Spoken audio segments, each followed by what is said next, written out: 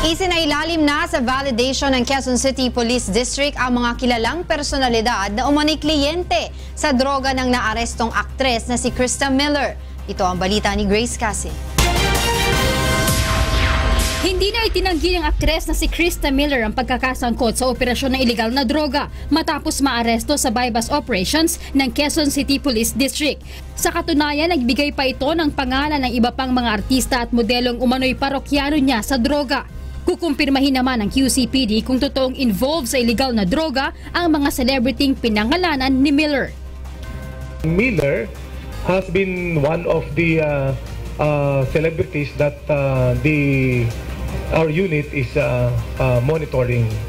Merong mga magagandang information din tayo nakuha, and which will be subjected for validation, and that will be used by our operatives in the future conduct of operation.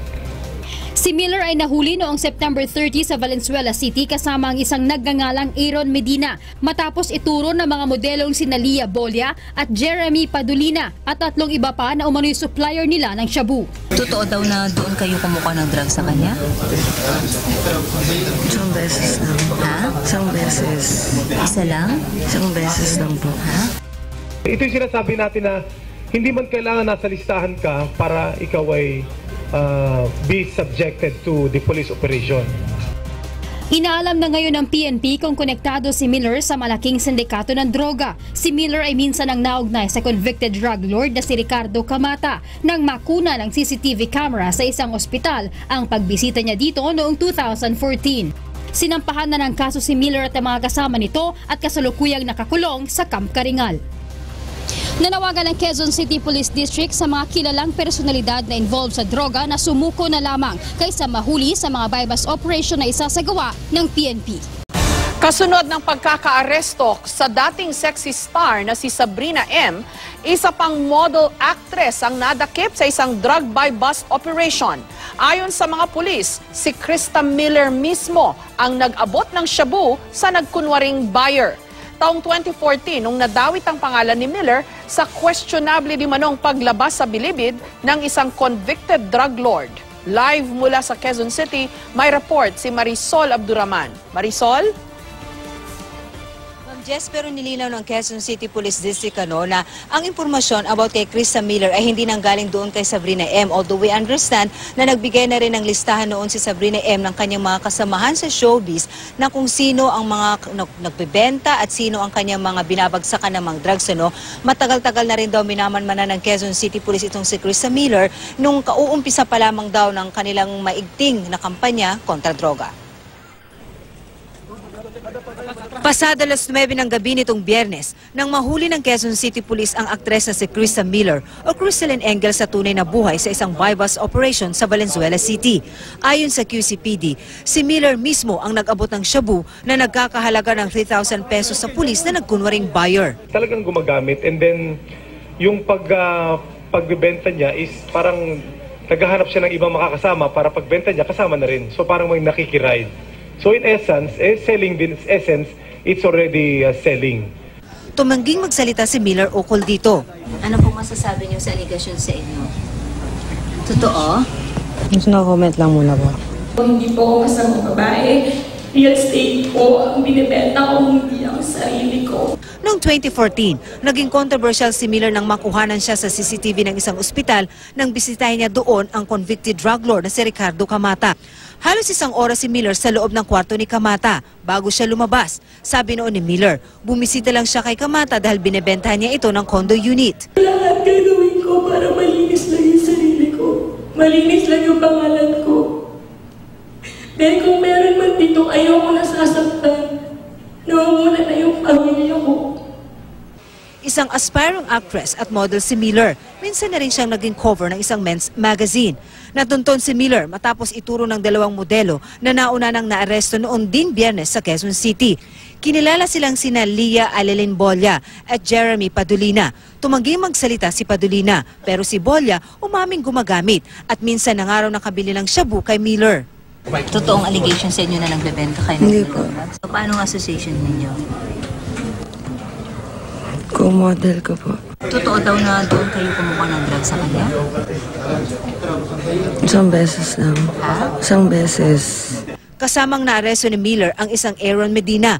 3 lalaki naman na kasamahan ng 2 modelong nagturo kay Miller ang dinakip din, sina John Inri, Justin Del Rosario at Renato Hernandez. Sa hiwalay na operasyon naman ng pulisya, ang mag-asawang Ambay at Muhyiddin Sandigan na di umano'y supplier ng shabu. Pare-pareho silang tumangging magbigay ng pahayag. Matagal na raw minamanmanan ng mga otoridad si Miller, pero hindi raw siya kabilang sa mga pangalang ibinigay ng dating sexy star na si Sabrina M na nauna nang naaresto ng QCPD noong September 26. Showbiz at non-showbiz personalities daw ang mga parokyano ni Miller. Gaya sa iba pang suspect sa illegal na droga, muling nakikiusap ang Quezon City Police sa mga showbiz personality na sangkot sa illegal na droga na sumuko na bago pa sila subject sa police operation. Tuloy-tuloy po kami, and then hindi natin alam kung sino ang susunod na mahuli natin. Sino ba yung susunod na Sabrina, sino yung susunod na Krista Miller? Na, well, nakakapagsisisihan pag naandyan na di ba? Kabilang si Miller sa sinampahan ng kasong paglabag sa Republic Act 9165, particular na nga riyan ang possession at saka yung selling.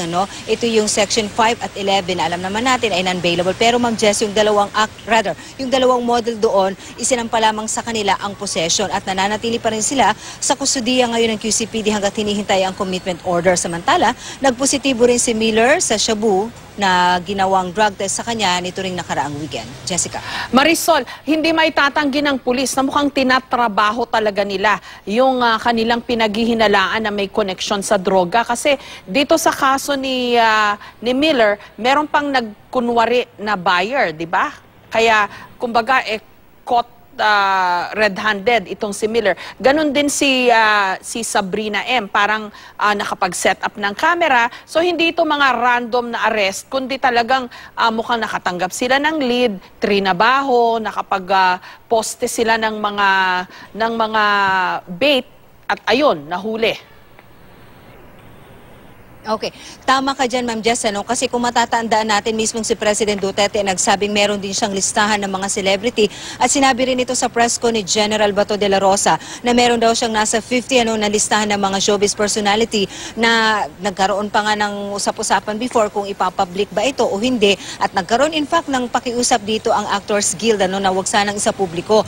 At simula daw noon, nang lumabas itong information na meron mga showbiz personality na involved, although alam naman natin na hindi naman talaga ito bago na impormasyon, ay talagang trinabaho raw ito ng Quezon City Police. Bago pa man ito magsabi itong si General de la Rosa na meron siyang listahan, ay talaga daw agad na nilang sinurveillance itong mga showbiz personality. Kaya syempre kung titingnan nga naman natin, talagang trinabaho hanggat talagang nakuha itong mga showbiz personality. At ang sinasabi rin sa atin ng Quezon City Police, Ma'am Jess, kung meron silang nakukuha na isang showbiz personality, nagbibigay ito ng mga pangalan, pero itong si Krista Miller halimbawa, na pangalawa sa mga naarestong artista after Sabrina M, ang sabi nila, hindi raw ang impormasyon ang galing kay Sabrina M. So nagpapakita lamang ito na even before they caught Sabrina M, tinanatrabaho na rin pala nila itong si Krista Miller. At sinasabi nila sa atin na marami pa raw silang mga showbiz personality na tinatrabaho pa raw hanggang ngayon. Kaya nga ang kanilang apela, sumuko na raw ang mga ito dahil ayaw naman daw nilang mangyari na meron na rin daw silang, again, na ibabalita na lang na mayroong mga showbiz personality silang naaresto sa mga buy-bust operation, Jessica. At saka naalala ko, utos mismo ni Pangulong Duterte na dapat caught in the act itong mga showbiz personality kahit nahawak na yata nila yung listahan ng mga celebrity di umano na sangkot sa droga. We just don't know, Ma'am Jess, kung itong mga nakuha ng Quezon City Police like Sabrina M at itong si Krista Miller ay kabilang sila doon sa listahan na sinasabing showbiz personality na hawak na ngayon ng PNP na sinabi rin tama ni ni President Duterte na dapat caught in the act. Kaya naman talagang maingat din sila sa kanilang mga nagiging operation. Talagang yung kay Sabrina M nga, meron pa silang surveillance video na talagang gumagamit. Hindi nga lang nila nakuhanan yung actual na pagbebenta, pero talagang they make sure na talagang sa buy-bust ito nahuhuli at talagang nagkakaroon ng abutan. Kaya naman talagang kinakasuhan nila ito ng selling dahil ang mga ito raw, di umano, ang mga aktres na ito ang siya mismo nag-aabot doon sa mga nagkukunwaring buyer, Jessica.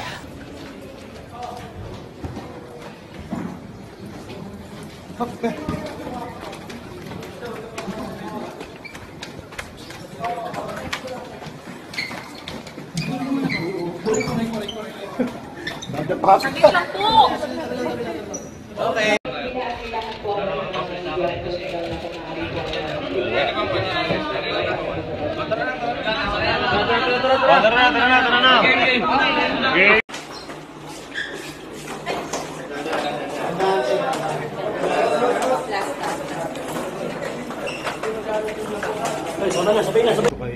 kay Krista Miller. And then yung other information na nakuha naman natin doon sa kasama niyang tatlo, ang kinukuha naman nila ay itong mag-asawa na nasa Pasig, itong Muslim. Dalawa kinukuha nila. Kasi ang sa atin, meron kasi ibang mga target personalities na ang source nila hindi na naman isa. Di ba? So in this particular case, nagsama sila sa grupo, magkasama sa grupong 5, pero it seems na magkaiba yung mga source ng kanilang mga pinanggagalingan ng drugs. Sir, si Krista Miller, ilan ko lang, may may piyansa ba? Pati itong dalawang model? Wala. Bali, doon sa 7 sa kanila, yung dalawang dating models, so available yung final na kaso sa kanila, pero doon sa other 7, puro non-bailable lahat.